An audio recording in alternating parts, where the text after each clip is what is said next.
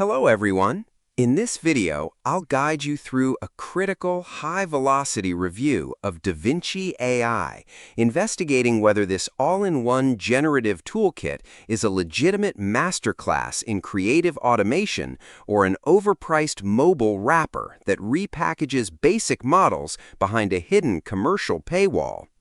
Rather than isolating your creative pipeline across multiple independent open-source web applications, Davinci consolidates image generation, video rendering, and voice synthesis inside a single unified workspace. The core architectural triumph of this ecosystem is its native integration of 15 industry-leading AI engines simultaneously, allowing digital designers to effortlessly hop between specialized models like Kling 3.0 Image, Grok Imagine, and Seed Dream without constantly migrating assets or switching tabs. The interface features highly targeted operational mini-tools tailored for rapid commercial asset production, packing in automated logo designers, high-resolution vector layout creators, and a specialized tattoo generator that formats unique concept sketches in seconds. This is beautifully backed by a robust style-to-style image engine and motion brushes that turn raw text or static photos into fluid, short-form cinematic B-roll with clean resolution and predictable object physics.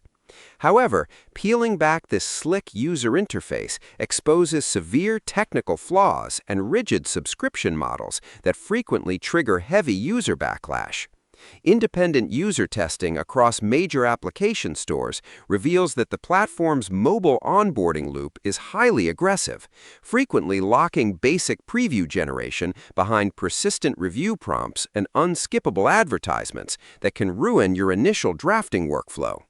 Furthermore, while the platform promises limitless custom art, many of its hyper-targeted template presets, like the signature generator, suffer from high stylistic repetition, outputting near-identical visual layouts despite receiving completely distinct text input strings.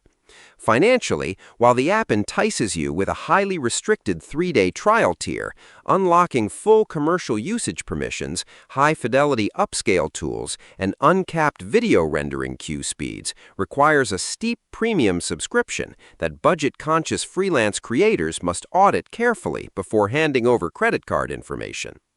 Ultimately, if you are a busy social media marketer or creative entrepreneur who needs a fast, centralized mobile hub to rapidly brainstorm diverse art concepts, test multi-model asset variations, and draft rapid visual mood boards on the go, the sheer speed and centralized model access deliver an undeniable workflow advantage.